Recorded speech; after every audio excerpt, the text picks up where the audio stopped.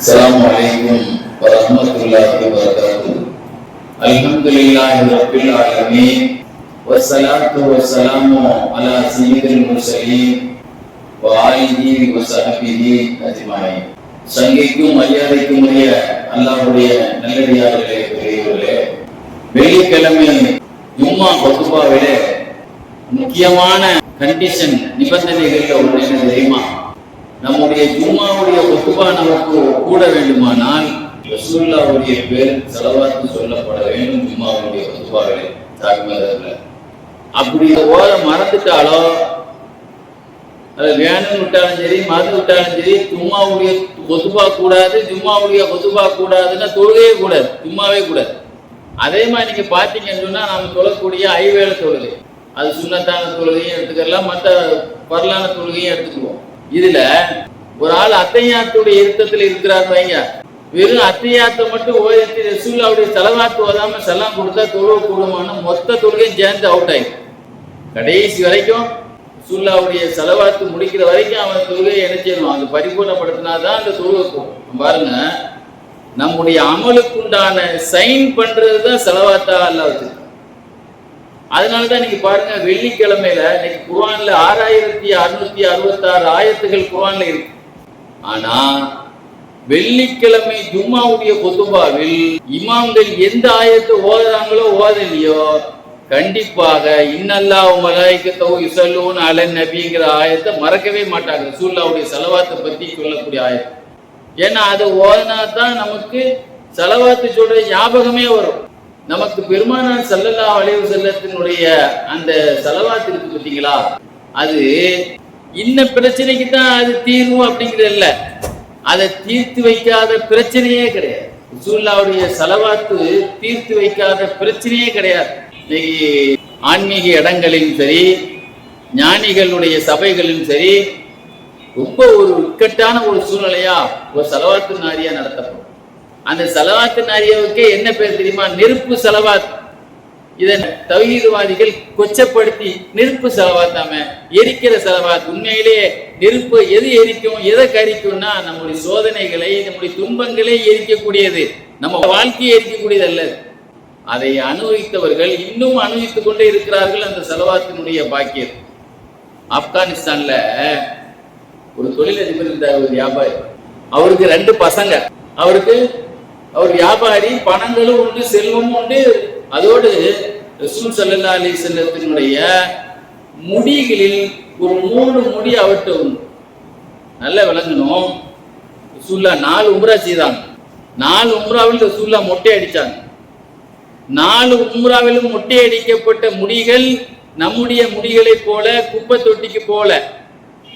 இன்னைக்கு ஆஜிகள் நம்ம போய், நானும் ஆட்சிக்கு போகும்போது ஒரு கடையில இருந்து மொட்டையை அடித்தேன்.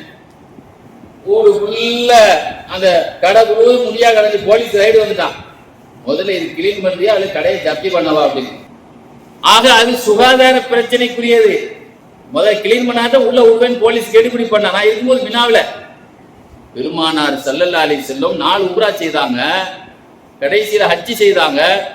இந்த ஒவ்வொரு முடியையும் மொட்டை அடிக்கும் போதும் அந்த முடிக்காக ஏதோ பல கோடி பம்பர் பரிசு அறிவிச்ச மாதிரி அந்த முடி எடுக்க தயாரா சஹாபாக்கள் நின்னாங்க. ஒரு முடி கூட மண்ணில் விழவில்லை. அப்படி விழுந்தவர்கள் உருண்டி எஞ்சி அதை எடுத்துக்கொண்டார். அதனாலதான் ரசூலுல்லாஹ் மொட்டை அடிக்கும் போது மஜ்ஜில வந்து அபூ தல்ஹா, என்னுடைய வலது பாக முடிய அபூ தல்ஹா கையில கொடுத்து உனக்கு கிஃப்ட்னாங்க. முடிய கிஃப்ட் அன்பளிப்பு கொடுக்க முடியுமா? ரசூலுல்லாஹ்வுடைய முடி கிஃப்டா கொடுக்கப்பட்டது. 2வது முடிய பகுதி, இடது பகுதியை மொட்டை அடிச்சுட்டு அங்க இருந்த 1.5 ஆஜிகளுக்கும் விநியோகிக்கப்பட்டது. முஸ்லிம் ஷரீஃபில் வருகிறது, ஒரு முடி 2 முடி, ஒரு முடி 2 முடி என்று 1.5 சஹாபா ரசூலுல்லாஹ்வுடைய இறுதி ஹஜ்ஜில கலந்துட்டாங்கல்ல. அப்புறம் ரசூலுல்லாஹ்வுடைய முடி எப்படி இருக்குன்னா ஒரு ராஜா தோற்றத்துல இருப்பாங்க. ரசூலுல்லாஹ்வுடைய முடி எடுத்துறாங்க, காதுனுடைய அரை காது வரைக்கும் அப்படி ஒரு கம்பீரமா இருக்குமா. அப்ப எவ்வளவு முடி இருக்கும் பாருங்க. அதனாலதான் உலகம் உள்ள அடக்கப்பட்ட சஹாபாக்களுடைய கையில எல்லாம், உலகத்துல எல்லா நாட்டிலையும் ரசூலுல்லாஹ்வுடைய முடியை சஹாபாக்கள் கொண்டு போய் தன்னுடைய தங்க பேழைகளும் பெட்டி வெள்ளி பேழைகளும் வச்சு என்ன செய்தாங்க, பாதுகாத்து வந்தாங்க. அப்படி வந்ததுல ஒரு ஆள், ஆப்கானிஸ்தான்ல ஒரு மனிதர், அவர் இறந்து போகும்போது 2 பசங்க, அவருக்கு 2 ரசூலுல்லாஹ்வுடைய முடி இருந்தது. அண்ணன் தம்பி 2 பேர் என்ன செய்தாங்க, சொத்தை 2 பகுதியா பிரிக்கணும் இல்லவா. 2 பசங்கன்னா ஆளுக்கு பாதியா தானே சொத்தை பிரிக்கணும். சொத்தை பிரிச்சுட்டார். முடி 3 முடி இருக்கு, இது 1.5 பிரிக்கணும். அப்படி பார்க்கும்போது அப்ப பெரியவர் இருக்கார் பார்த்தீங்களா, ஆஹா அவரு ஒரு பண பேயவர். சின்னவர் இருக்கார் பார்த்தீங்களா, அவர் பெருமானாருடைய பக்தன். அவர் சொன்னாரு, 1.5 போடு முடிய, 1.5 போடு முடிய, 1.5 போடுன்னு. அப்போது சொன்னேன், நீங்க அப்படின்னா ரசூலுல்லாஹ்வுடைய முடியை வெட்டாதீங்க, அது மரியாதை இல்லை. துண்டு போட்டால் என்ன ஆகிடும், அது மரியாதை இல்லை. ரசூலுல்லாஹ்வுடைய தலையிலேருந்து எடுக்கப்பட்டது அப்படிலாம் பாதுகாக்கப்பட்டு வருது இன்னைக்கு. அது துண்டு போடாதீங்க. அப்படின்னா ஒரு சொந்த புள்ள எனக்கு தந்துட்டு நான் உனக்கு தந்துடுறேன். அவன் எவ்வளவு பெரிய பண பேயா இருப்பான் பாருங்க. சரி நீயே வெட்டாம வச்சுக்கன்னு கொடுத்துருக்கலாம்ல. அப்படின்னா உனக்கு நம்ம வாப்பாட்ட இருந்து கிடைச்ச பால் சொத்தை எனக்கு எழுதி தந்துட்டு இந்த வெட்டாமலே அந்த முடிய நீயே வச்சுக்க, முடிய வச்சுக்கணும். கொஞ்ச நாள் ஆச்சு. கழுதைக்கு தெரியுமா கற்பூர வாசம் பெருமானார் ஸல்லல்லாஹு அலைஹி வஸல்லம் கனவுல காட்சியளித்தார். தப்சீர் ரூஹுல் பயான்ல இந்த சம்பவத்தை ஆசிரியர் இஸ்மாயில் பரூசவி தன்னுடைய தப்சீர்ல செய்தியை எழுதுவார். ரசூலுல்லாஹ் கனவுல வந்து சொன்னாங்க, சொல்லும் போதே ரசூலுல்லாஹ் ரொம்ப காரமா ஒரு வார்த்தை விடுறாங்க, ரொம்ப வேகமா காரமா டென்ஷனா ஒரு வார்த்தை விடுறாங்க. ரசூலுல்லாஹ் சொல்றாங்க, யா துரதிஷ்டசாலியே, பாக்கியம் இழந்தவனே சொல்றாங்க. ரசூலுல்லாஹ் சொல்றாங்க, ஏ பாக்கியம் இழந்தவனே, துரதிஷ்டசாலியே, நீ வந்து எனக்கு பணத்தை கொடுத்துரு, நீ எடுத்துக்கன்னு சொல்லி நீ பணத்துல பேயா இருக்கியப்பா. ஆனா உன் சகோதரர் பாரு, அவர் ரசூலுல்லாஹ்வுடைய முடியை கொச்சப்படுத்தப்படக்கூடாது, அது ஒழுக்க குறைவா நடத்தப்படக்கூடாது, நீ சொத்தை கூட நீ எடுத்துக்கன்னு சொல்லிட்டு அதை மரியாதையாக வாங்கி தன்னுடைய பணத்தை வைக்கக்கூடிய ஜேப்ல வைத்துக் கொண்டார். அதை எடுத்து பார்க்கும் போதெல்லாம் பெருமானார் ஸல்லல்லாஹு அலைஹி வஸல்லத்தினுடைய சில பேர்ல பார்த்திருக்காங்க, பரிசுல அவங்க வாப்பா அம்மா போட்டா வச்சிருப்பாங்க. அவங்க இறந்து போயிருப்பாங்க, அவங்க ஞாபகமா அவங்க பார்க்கும்போது அவங்க ஞாபகம் வரட்டும், அவங்களுடைய நினைவு நமக்கு இருக்கிற வச்சிருப்பாங்க. எதையாவது வச்சு ஞாபகமா வச்சிருப்பாங்க, பரிசுக்குள்ள வச்சிருப்பாங்க, அது எப்பவுமே வச்சிருப்பாங்க. ஒரு நினைவுக்காக அதை கொடுக்கவே மாட்டாங்க. ஆக எங்கேயா வச்சா கூட காணாம போயிடக்கூடாதுங்க, பத்திரமாவே வச்சிருப்பாங்க. அது மாதிரி அவர் அந்த ஜேப்ல இருந்து பார்க்கும்போதெல்லாம் பெருமானார் ஸல்லல்லாஹு அலைஹி வஸல்லம் அல்லாஹும்ம ஸல்லி அலா முஹம்மத், அல்லாஹும்ம ஸல்லி அலா முஹம்மத் ரசூலுல்லாஹ் ஸல்லல்லாஹு சொல்லிட்டு உள்ள வச்சிருக்காரு. ஆக உன்னுடைய சகோதரர் ஃபஜாஅல்லாஹு ஸஈதன் ஃபி துன்யா வல் ஆகிரா, அல்லாஹ் அவரை இரு உலகத்திலும் சீதேவியாக சீமானாக அல்லாஹ் அவரை ஆக்குவான். யா ஷகி, ஏ மூதேவி அப்படின்னு ரசூலுல்லாஹ் கனவுல சொல்றாங்க அவரை பார்த்து. உலக காசு பணம் உனக்கு பெருசா போச்சு, என்னுடைய முடிவு அலட்சியமாயிட்டே. நீ கொஞ்ச நாள்ல அவர் ஏழையா போயிட்டார். எவன் பணத்துக்கா எவ்வளவு எல்லாத்துக்கும் இடம் இருந்துருந்தாரோ கொஞ்ச நாள்ல அவர் ஏழையா போய் இவர் கொஞ்ச நாள்ல பணக்காரர் ஆயிட்டார். கடைசியில பெருமானார் ஸல்லல்லாஹு அலைஹி வஸல்லத்தினுடைய மனசை நம்ம காயப்படுத்திட்டோமோ என்பதற்காக காலம் முழுவதும் அவர் தன்னுடைய தம்பிக்கு சேவகனாக வேலை செய்யக்கூடிய பணியாளராகவே இருந்தார். ஏன்னா நம்முடைய தம்பி ரசூலுல்லாஹ்வுடைய நேசத்துக்குரிய ஆள் ஆயிட்டார் என்பதற்காக. இதுக்கு பிறகு ஒரு நிகழ்ச்சி எழுதியிருப்பாங்க. கேரளாவை சார்ந்த பொன்னாடியை சார்ந்த ஜெயினுத்துவின் மலபாரி தன்னுடைய கிதாபில் எழுதியிருப்பாங்க. ஒரு இறைநேசர் ரசூலுல்லாஹ்வை கனவுல பார்த்தாங்களாம். இந்த மனிதரை ரசூலுல்லாஹ்வுடைய முடிய ஜேப்ல வச்சு செலவாத்து சொல்லிட்டே இருந்தார் அல்லவா, அவருக்கு இறந்து போயிட்டார். கொஞ்ச நாள் கழிச்சு இறந்து போயிட்டாங்க அந்த சிறியமான் சகோதரர். இந்த 2 பேரையும் ரசூலுல்லாஹ்வை கனவுல பார்க்கும்போது ரசூலுல்லாஹ் சொன்னாங்களாம், நீங்கள் உங்களுக்கு ஏதாவது தேவை இருந்தால் அவர் அடக்கப்பட்ட நினைவிடத்துக்கு செல்லுங்கள், அங்க இருந்து நீங்க ஏதாவது துவா கேட்டா அல்ல அது துவாவை ஏற்றுக்கொள்வான். நல்லோர்களுடைய இடத்துல நின்று துவா கேட்டா உடனே கபூல் ஆயிடும். 100 வயசு வரைக்கும் 90 வயசு வரைக்கும் சக்கரியா அலைஹிஸ்ஸலாத்துக்கு குழந்தை கிடையாது. அவங்களுடைய வீட்டு மாடியில தான் தன்னுடைய கொழுந்தியா மக மரியம் அலைஹிஸ்ஸலாத்தை வளர்த்திட்டு இருந்தாங்க. சொர்க்கத்திலிருந்து கனிகளை ஜிப்ரீல் அலைஹிஸ்ஸலாம் கொடுத்துட்டு போவாங்க. அன்சீசன், அந்த பழத்துல அன்சீசன்லே கிடைக்காது. வந்து பார்த்தாங்க, யாருமா அந்த சாப்பாடு தந்தது? அல்லாஹ் தந்தான். இந்த கனியெல்லாம் சீசன்லேயே கிடையாது. இவங்க தான் சாப்பாடு கூட கொடுத்துட்டு இருந்தாங்க தன்னுடைய மைனி மகளுக்கு. அப்பதான் அல்லாஹ் ரபி ஹபிலி, எனக்கு ஒரு குழந்தையை கொடுன்னு கேட்டாங்க. மரியம் அலைஹிஸ்ஸலாமுடைய சாப்பாடு இருக்கிற இடத்துல வச்சு கேட்டாங்க. உடனே அவங்க மனைவி கருவிட்டார்கள். அல்லாஹ் சொல்லி காட்டுறாங்க, உன்னா அலிகதா சக்கரியா, அந்த இடத்தில் இருந்து கேட்டார் சக்கரியா அலைஹிஸ்ஸலாம். அந்த இடத்துலயும் அல்லாஹ் அண்டர்லைன் பண்ணி சொல்றான். மரியம் அலைஹிஸ்ஸலாம் பக்கத்துல இருந்து நம்ம கேட்டா உடனே லக்கி அடிச்சு அப்படி கேட்டாங்களா இல்லையா? நல்லோர்கள் முன்னால் இருந்து கேட்கும் துவா அது ஏற்றுக்கொள்ளப்படும். கத்தாலிமான் சொல்லுவாங்க, ஒரு இறைநேசர் நல்லோரா ஹயாத்தா இருக்கும்போது என்ன பவர் இருக்கோ அதே பவர் இறந்த பிறகும் அல்லாஹ் அவருக்கு பவரை கொடுப்பான்னு. இன்னைக்கு ரசூலுல்லாஹ்வுடைய ரவுலாங்க அஸ்ஸலாமு அலைக்கும் யா ரசூலல்லாஹ் நம்ம கேட்கிறோமே, அங்க போய் நிற்கும் போதெல்லாம் நமக்கு அறியாம உள்ளங்கள் உருகி அழுகிறோமே. ரசூலுல்லாஹ்வை நேரா பார்த்திருந்தா எந்த உணர்வு நமக்கு உணர்ச்சி நமக்கு பொங்குமோ அந்த பொங்குதல் அந்த இடத்தில் இருக்குதா இல்லையா? ரசூலுல்லாஹ்வுடைய நபித்துவ அந்த பவர் அந்த இடத்துல நமக்கு அது போனோம்னா நமக்கு உணர்வு வருதா இல்லையா? அதெல்லாம் நல்லவர்களுக்கு அல்லாஹ் கொடுத்தது. அந்த பெருமானாருடைய செலவாத்தை கொண்டு அவர் பிரியத்தை நபியுடைய முடியில் காட்டியவர் பெரிய தொழிலதிபராக ஆனார் என்பதை வரலாறு குறித்து வைத்திருக்கிறார். அப்துல்லாஹி லைசி சொல்லுவாங்க, கிதாபில் எழுதியிருப்பாங்க, அவருடைய வரலாறுல மிகப்பெரிய ஞானி, பெருமானாருடைய சேவகராக இருந்தவர்.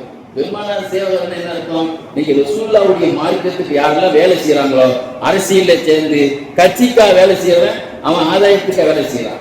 அதே சமயத்துல ரசூலுல்லாஹ்வுடைய சுன்னத்தை ஹயாத்தாக்க, ரசூலுல்லாஹ்வுடைய கொள்கையை பரப்புறதுல ஒரு ஆளு தன் முழு அர்ப்பணிப்புல இருக்கிறாங்கன்னு வைங்க, அவர் யார்? ரசூலுல்லாஹ்வுடைய சேவை செய்யறவர் தானங்க அவரு.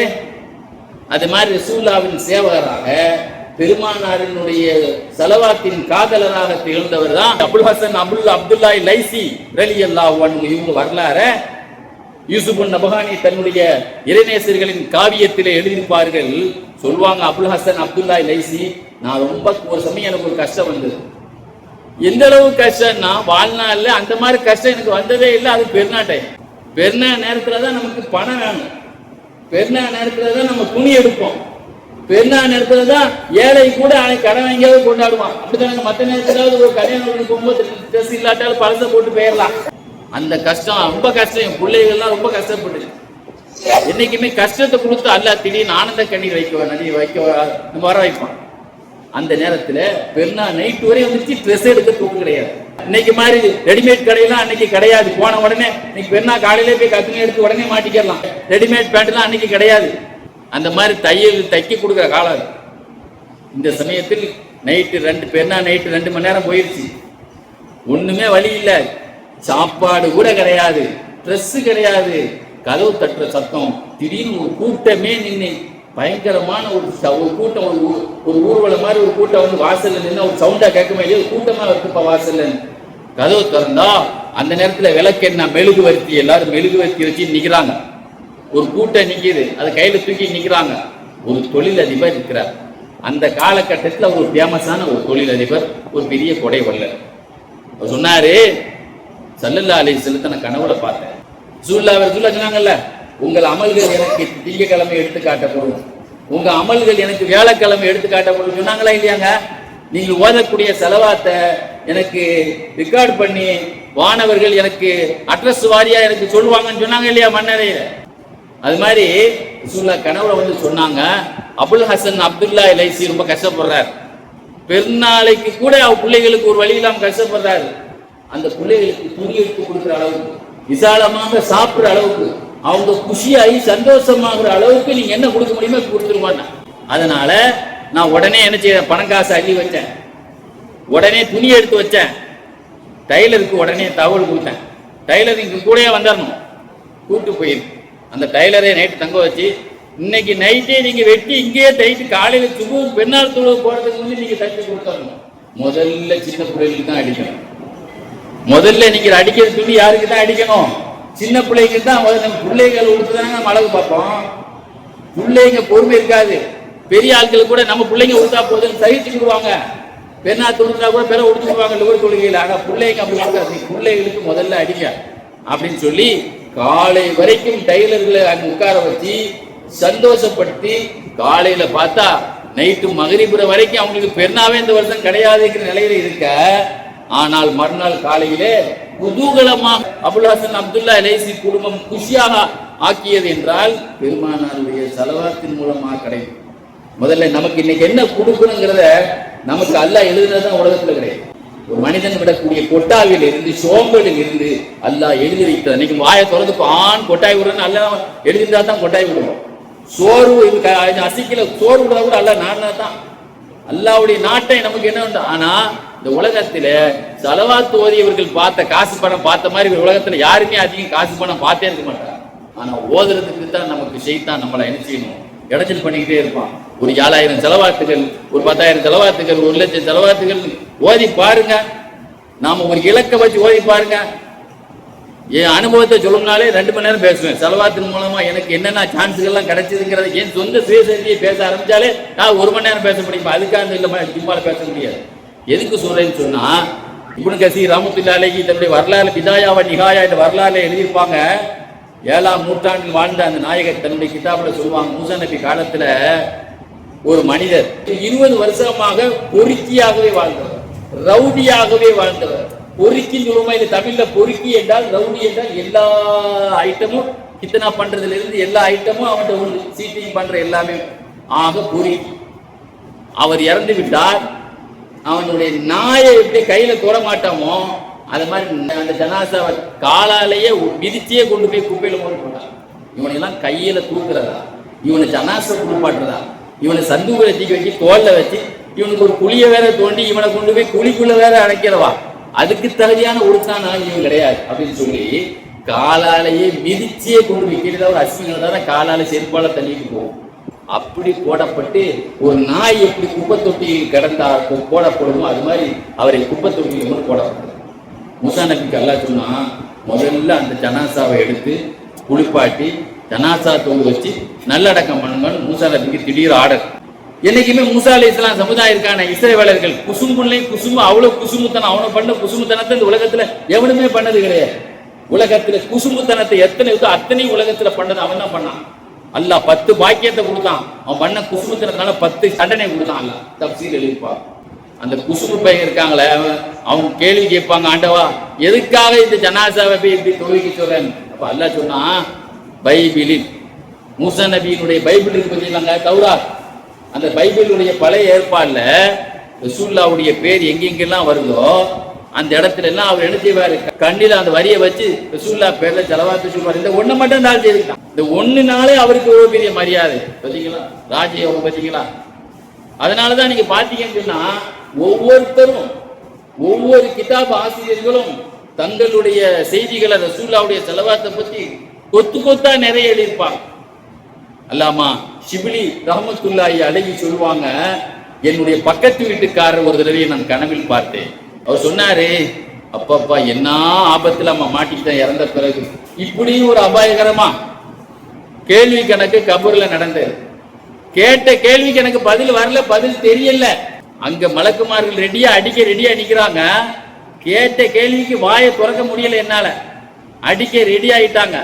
நான் கூட நினைச்சேன், இப்போ நான் முஸ்லீமா தானே இறந்திருக்கேன், எனக்கா இந்த கதி, நான் முஸ்லீமா தானே களிமா சொல்லி இறந்தேன், எனக்குமா இவ்வளவு பெரிய கிடுக்குப்பிடி அப்படின்னு ஒரு ஃபீலிங் வேற. இந்த சமயத்தில் ஒரு அழகான மனிதர், ஒரு மனமான மனிதர் திடீர்னு அங்க காட்சி அளித்து இந்த ஆன்சர் சொல்லு, எனக்கு என்ன பதில் அந்த வானவர் கொஸ்டின் கேட்டாங்களோ அந்த கொஸ்டினுக்கு இப்படி இப்படி பதில் சொல் அப்படின்னு சொல்லி பதில எனக்கு சொல்லி தந்த நான் பதில அவங்கள்ட்ட சொன்னேன். அப்படின்னு அவங்கள்ட்ட கேட்டேன், நீங்க யார், நீங்க என்னென்ன செலவாத்துக்களை எவ்வளவு நாள் ஓதுனீங்களோ உங்க செலவாத்தின் மூலமாக படைக்கப்பட்ட வானவர் தான் நான். எனக்கு என்ன ஆர்டர் தெரியுமா, அல்லாஹ்விட்ட இருந்து என்ன ஆர்டர் தெரியுமா, என்ன கஷ்டம் வந்தாலும் அந்த கஷ்டத்துக்கு நீங்க துணையா இருக்கணும் இவருக்கு அப்படிங்கிற ஆர்டர். இப்ப பதில் சொல்ல தெரியல உங்களுக்கு ஹெல்ப் பண்றதுக்கு தான் அல்லாஹ் என்னை அனுப்பியிருக்கு. நீங்க செலவாத்தின் பரிசு. இன்னைக்கு உலகத்துல ஒரு மனிதன் என்னைக்கு கண்ணை பொத்துறானோ அன்னையிலிருந்து அவனுக்கு மறுமை ஆரம்பிக்கிறது. என்னைக்கு நம்ம கண்ணை பொத்துறோமோ அந்த மன்னரையிலிருந்து பெருமானாருடைய உருவத்தை போட்டவை ரசூலுல்லாஹ்வுடைய உருவத்தை கபூர்ல காட்டப்படுது ரசூலுல்லாஹ் சொன்னாங்களா இல்லையா? அப்போ ரசூலுல்லாஹ்வுக்கும் நமக்கும் ஸலவாத்தை கொண்டு நாம் அவர்களை பார்க்கிற பொழுது அங்கிருந்தே நமக்கு சுருக்க ஆரம்பிச்சு. அதனங்க நீங்க பாத்தீங்கன்னு சொன்னா அபூ ஹஃப்ஸுல் காஹிதி ரஹ்மத்துல்லாஹி அலைஹி பெரியவங்களை ஒரு இறைநேசர் கனவுல பார்த்தாங்க. என்ன நிலையில நீங்க இருக்கிறீர்கள், அல்லாஹ் என்னை கிருபை காட்டினான், அல்லாஹ் என்னை மன்னித்து விட்டான், அல்லாஹ் எனக்கு சொர்க்கத்தை சீட்டை பரிசீலித்து விட்டான். எப்படி? முதல்ல என்னை கொண்டு போய் அல்லாஹ்வுடைய நீதிமன்றத்தில் கொண்டு நிறுத்தப்பட்டது. அபூ ஹஃப்ஸுல் காஹிதி என்ன சொல்றாங்க, முதல்ல யாருடைய நீதிமன்றத்துல, அல்லாஹ்வுடைய நீதிமன்றத்துல கொண்டு போய் நிறுத்தப்பட்டது. அல்லாஹ் குறுக்கு விசாரணை பண்ண சொன்னான். இவரு ஹாசிபூஹு, கேள்வி கேளுங்க இவர்கிட்ட, இவருடைய ஃபைல் என்ன, குற்றப்பத்திரிகை என்னென்ன ஃபைல் இவரு இருக்குங்கிற எல்லாத்தையும் அல்லாஹ் விசாரிக்க சொன்னான். கணக்கெடுத்த பொழுது எக்கச்சக்கமான பாவங்கள், எக்கச்சக்கமான ரசூலுல்லாஹ்வுடைய ஸலவாத்து, நான் எக்கச்சக்கமான பாவமும் என் பேர் ஃபைல்ல இருந்துச்சு. அது போல நிறைய ஸலவாத்து ஓதின ஃபைல்கள் இருந்தது. ரசூலுல்லாஹ்வுடைய ஸலவாத்துகள் அதுல இருந்ததை பார்த்த உடனே அல்லாஹ் தஆலா சொன்னான், யா மலாயிகத்தி ஹஸ்புக்கும், போது விட்டுருங்க, ஆளை விட்டுருங்க. அந்த வேடையே உங்களுக்கு சொல்லி காட்டுங்க. இந்த வேடு ஹஸ்புக்கும் ஹாசிபூஹு, கேள்வி கேளுங்கள் என்று சொன்ன அல்லாஹ் என்னுடைய அந்த நன்மையினுடைய ஏட்டில் பாவங்கள் எவ்வளவு அதிகமா இருக்கும். அதே மாதிரி ரசூலுல்லாஹ்வுடைய ஸலவாத்துகள் நான் ஓதுறத பார்த்த உடனே ஹஸ்புக்கும், போதும் போதும், யா மலாயிகத்தி இனிமேல் பலா துஹாசிபு, அவர்கிட்ட எந்த கேள்வியும் கேட்காதீங்க. அல்லாஹ் ஒரு இடத்துல குர்ஆன்ல சொல்றான், கேள்வி கணக்குல நிறைய ஜோக்கான விஷயங்கள், நிறைய தமாஷான விஷயங்கள் நிறைய நடக்குமா. பசௌபை யுஹாசபு ஹிசாபை யசீரா, அல்லாஹ் சில பேருக்கு லேசா கேள்வி கேட்டு விட்டுருவான், சில பேர்களுக்கு நீட்டு தேர்வு மாதிரி கேள்வி பதிலே எழுத முடியாது, சில பேர்களுக்கு IPS IAS கொஸ்டின் மாதிரி இருக்கும், அதுல பாஸே ஆக மாட்டான் நிறைய பேர். அந்த மாதிரி எல்லாம் கேள்வி கேட்க ஆரம்பிச்சா, நீட்டு தேர்வுல கேள்வி கேட்கிற மாதிரி எல்லாம் கேள்வி கேட்க ஆரம்பிச்சா நம்மளால அல்லாஹ்ட்ட பதில் சொல்ல முடியுமா? அதனால பசௌபை யுஹாசபு ஹிசாபை யசீரா, அல்லாஹ் சில பேர்களுக்கு லேசாக கேள்வி கேட்பான். அல்லாஹ் நமக்கு அந்த பாக்கியத்தை தருவான். அப்ப இந்த மாதிரி எல்லாம் யாருக்கு அந்த லக்கி அடிக்குதுன்னா, இந்த மாதிரி ரசூலுல்லாஹ்வுடைய ஸலவாத்தை கொண்டு தன்னை ஃபீல் பண்ணி கொண்டார்களே. ஒரு சமயம் அனஸ் ரலியல்லாஹு ஒரு ஹதீஸ்ல சொன்னாங்க, நபிகள் நாயகம் ஸல்லல்லாஹு அலைஹி வஸல்லம் சொன்னார்கள், 3 பேர்களுக்கு அல்லாஹ்வுடைய நிழல் கிடைக்கும். ஒன்று, ஒரு கஷ்டத்தில் இருக்கக்கூடியவனுக்கு கஷ்டத்தை லேசாக்கி கொடுக்கக்கூடியவன். 2வது, என் சுன்னத்தை ஹயாத் ஆக்கியவன், என் பேர்ல ஸலவாத்து சொன்னவன். இந்த 3 பேர்களுக்கும் அல்லாஹ்வுடைய நிழல் கிடைக்கும்னு சொன்னாங்க. அல்லாஹ் அந்த பாக்கியத்தை நமக்கு தந்தல் புரிவானாக. வாஹிரு தாவானா அல்ஹம்துலில்லாஹி ரப்பில் ஆலமீன். அஸ்ஸலாமு அலைக்கும் வரஹ்மத்துல்லாஹி வபரகாத்துஹு.